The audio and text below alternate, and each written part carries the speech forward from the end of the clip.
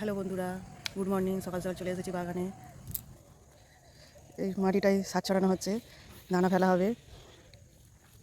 সারটা ছড়ানোর পরে মাটিটা খোসা হবে, তারপর পিঁমড়ে মারা বীজ দেওয়া হবে, তারপর এটাই ফেলা হবে পালং শাক।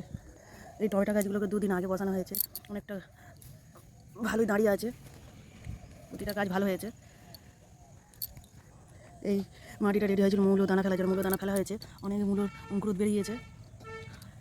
এটা হতে হতে এখন 20 দিন সময় লাগবে গাছ বেরোতে, তৈরি হতে, খাওয়ার জন্য উপযুক্ত। মাটিটা খুঁজে দিচ্ছে, খোসার পরে দানাটা ফেলবে। আজকে সকাল সকাল রোদ উঠেছে। এই যে এই ঘাসগুলো আছে, আমি বেছে দেবো একটা একটা করে।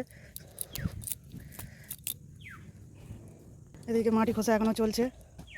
এই ঘাসগুলো আমি বেছে তুলে নিয়েছি মাটি থেকে, কোপানো মাটি থেকে। এইগুলো হলো বড়মা শাক, তুলপো, এগুলো ভর্তি। এগুলো থাকলে গাছ বাড়ে না। এদিকে কাস্তে দিয়ে মাটি সমান করে নিচ্ছে, কোপানো হয়ে গেছে। এই মাদাটা পুরোটাই মাটি কটাই পুরো কাস্তে সমান করে নিচ্ছে। সমান থাকলে দানাটা ফেলতে ভালো হবে। এই হলো পালং দানা, এটাকে 3 দিন ধরে আজ ভেজানো হয়েছে। অল্প জল দিলে আমাদের হয়ে যাবে মাটিতে। মাটি পুরো রেডি করা হয়ে গেছে, তাই দানাগুলো ফেলতে শুরু করে দিয়েছে।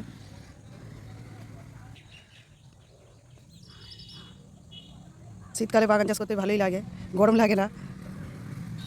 এই মাটিটাই পুরো খিরিস পাতা ভর্তি হয়ে গেছে, এইগুলো আমি তুলে ফেলে দেবো। দানা ছড়ানো প্রায় কমপ্লিট হয়ে গেছে, এবারে বীজ দেবে। দানা ফেলার পরে মাটিগুলো একটু আঙলে দিচ্ছে চাপা পড়ার জন্যে।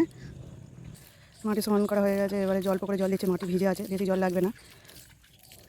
জল দেওয়া কমপ্লিট হয়ে গেছে, একটু বাকি আছে, ওটা দিলেই হয়ে যাবে। একটা বাগানে দানা ফেলে গাছ বের করে সেই শাক পাতা সবজি খেতে গেলে অনেক সময় লাগে, অনেক খাটুনি হয়, কিন্তু তাতেও আনন্দ আছে। বাগানের সবজি খাওয়াটাই আনন্দ।